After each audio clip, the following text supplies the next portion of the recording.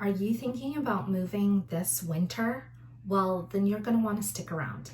In today's video, I'll be talking about the 5 top tips that I have for moving in the wintertime. Now, I've done this twice now, and I've made a few mistakes, and I don't want you to make the same ones as I did. So stick around. Top 5 tips on moving in the wintertime. Let's go.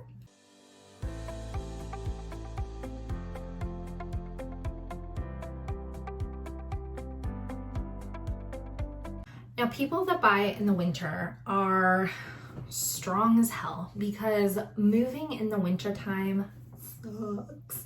There's no good way to sugarcoat it. That's how you know that a buyer is serious, is because they are moving in the wintertime. Do you think that buyers want to bundle up? I mean, it is -30 outside. We are going through like a 4 to 6 day, where it's just like stupid cold, and the wind chill is ridiculous. We're getting temperatures as low as -30, -35. I've seen even -40, -45 with the wind chill. Now, the people that are moving during this and in the winter, they are serious because nobody wants to sign up to go look at homes while they're gonna freeze their ass off. So if you are one of those crazy people like I was, and I'm crazy because I did it twice, then I'm here to help you out. So my top tip number 1. All right, let's start with the first tip on moving during the wintertime. Check the weather. Now, this might seem obvious, right? But keeping a very close eye on the weather. Now, don't you go off trusting those meteorologists because we all know they are big fat liars, right? You want to be checking those satellites. So when is the snow going to come in? When is the wind going to pick up?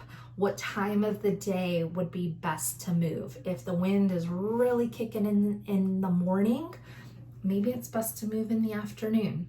Or maybe you could move all of your weather dependent things in the afternoon, because that's when it's going to be a little more tolerable. So it seems obvious, but checking the weather just to also make sure that you are prepared with your gear, making sure you have hats and gloves and the right footwear. I cannot tell you, if you do not have the proper footwear, the warm wool socks, you're just gonna be miserable all day long.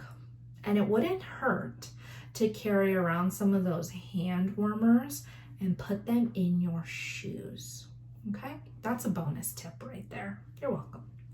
All right, tip number 2, stock up your car. Now, when you're going to move from one location to the other, you want to make sure that both locations, the snow has been shoveled. So you'll want to bring your snow shovel to your new home, and you're going to want to shovel it all and have dirt and salt and gloves so you don't freeze your hands off when you're doing this.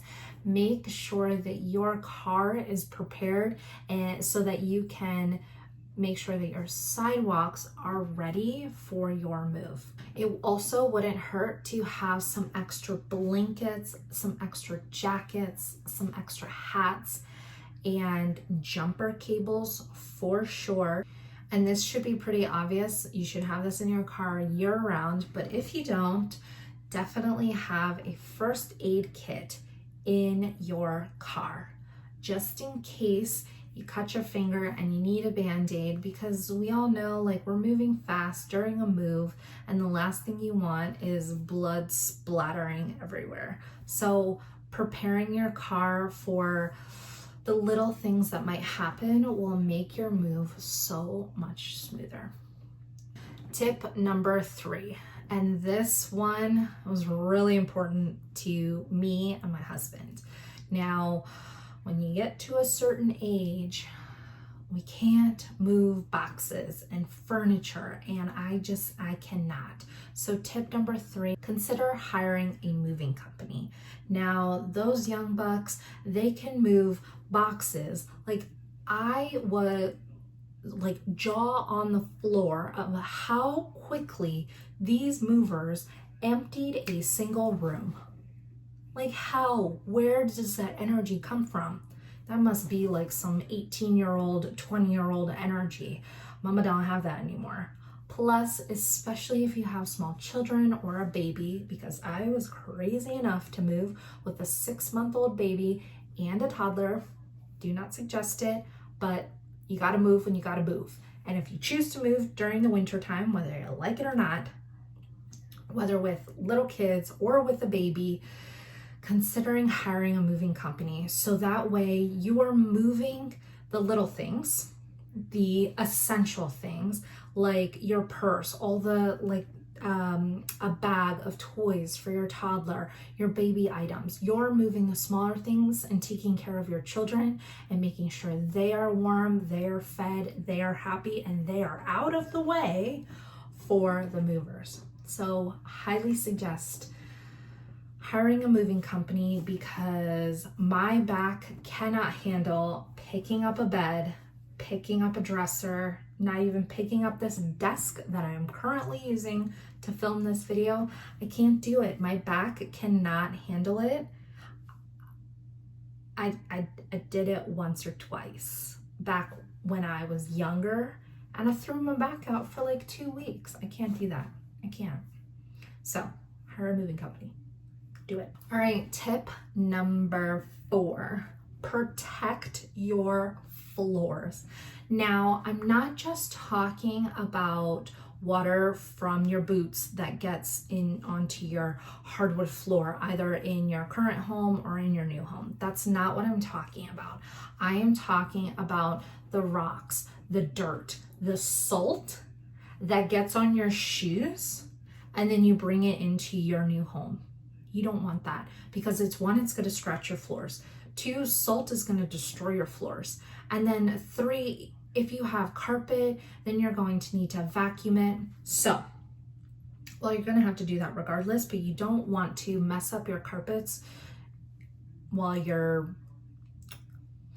trucking in your boots from outside to inside. So, I would suggest getting the stuff to the door, then taking your shoes off, and then having somebody pass you things through the door, kind of like a chain reaction, like somebody's moving the stuff from the truck to the door, and then you're standing at the door and you take a bag or a box or a suitcase, and then you bring it into the house and put it right into the room where it belongs.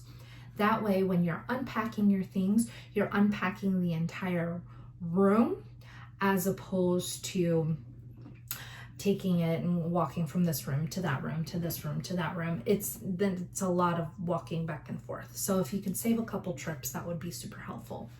They also have these shoe booties. I'll insert a picture right here. These shoe booties that you can put on your shoes. You literally just slip your shoe right in, and it's just it's kind of like a shower cap, but for your shoe. And that way you can protect your floors from all the dirt, grime, snow, all that stuff. Just protect your floors, and try not to push a box, because the bottom of the boxes are going to be dirty as well.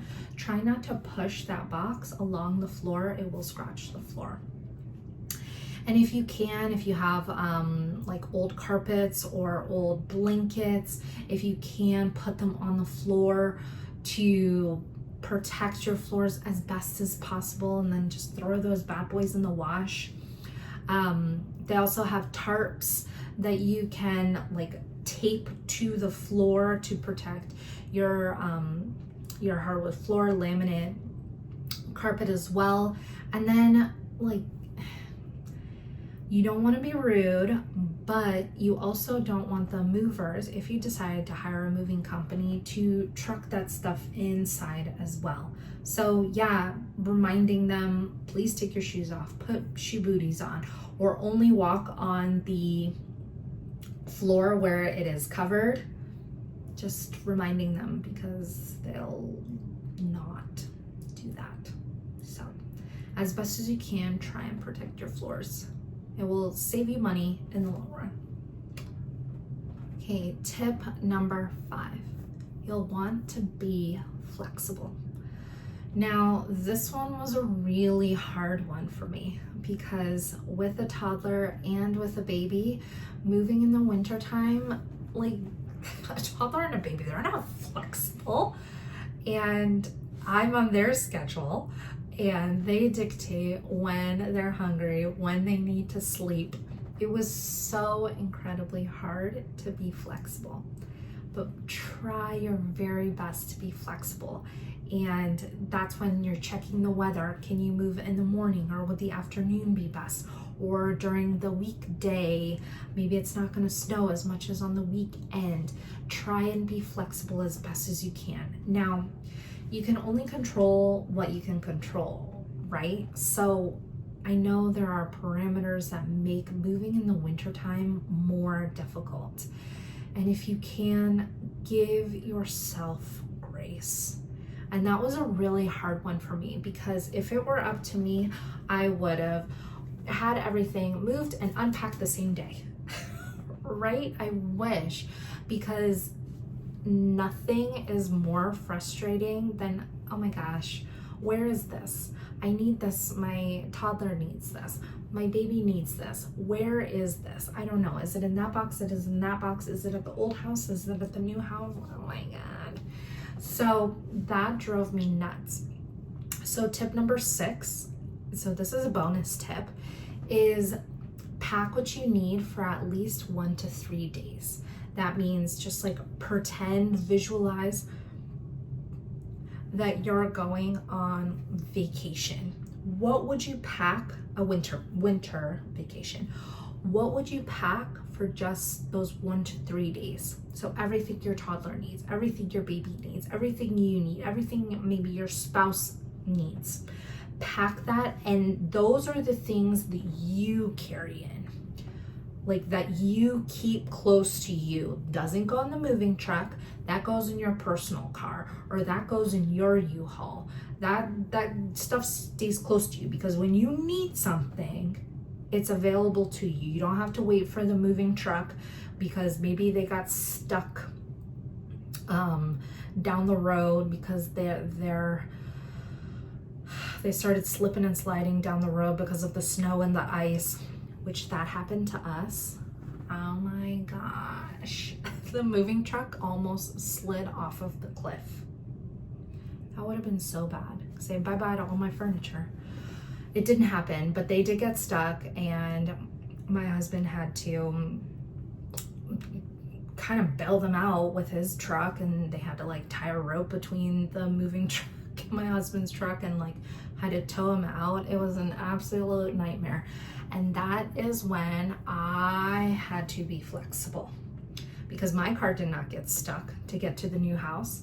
So I got to the new house, I got situated with the kids, and I made sure that everybody was there and comfortable and good, and prepared the home for when the movers came to move everything else, and to make sure that the kids were out of the way so that the movers can do their magic. Once they were done being towed up the hill, be flexible, give yourself grace. Things are not gonna go well. And it wouldn't hurt to have some spiced cider, spiced hot chocolate, virgin of each, totally fine too. But if you can, on moving day, have something that will bring you some instant comfort. So having something warm and cozy while it's literally a dumpster fire outside because the moving truck is sliding in your driveway and you don't know what to do. So just roll with it. That's tip number 7. Wow, you're getting a lot of bonus tips here. I have moved in the wintertime. They were royal disasters, but you know what? You got to do what you got to do, and you can't really control the weather. You can't control the time of the year. It had to be done. Would I have picked it? Probably not, but we bought the house, we had to move in, right? So that's the way it goes. So I hope that at least some or all or one of these tips was helpful for you, and it makes your moving a little bit smoother. Actually, I do want to throw in another tip. So tip 8, or whatever bonus tip you want to call this, do not, for the love of God, do not put any boxes with food or blankets or anything soft and warm, blankets, bed sheets, pillows, nothing in a garage, because little critters, aka mice, will come and start nesting there, and it is disgusting when you finally open those boxes or those bags that had all of your blankets and comforters and pillows, and let's just do not. If you don't want mice to get into it and you can't wash it easily, then do not put it into a garage. Just don't. It would be easier to put, like, we put a box of like our fancy china that we got from our wedding, right? We put that in a box, and mice did get into the garage, but I was able to wash those plates, sanitize them, a-okay, put them away into the brand new house, no problems. But that bedding,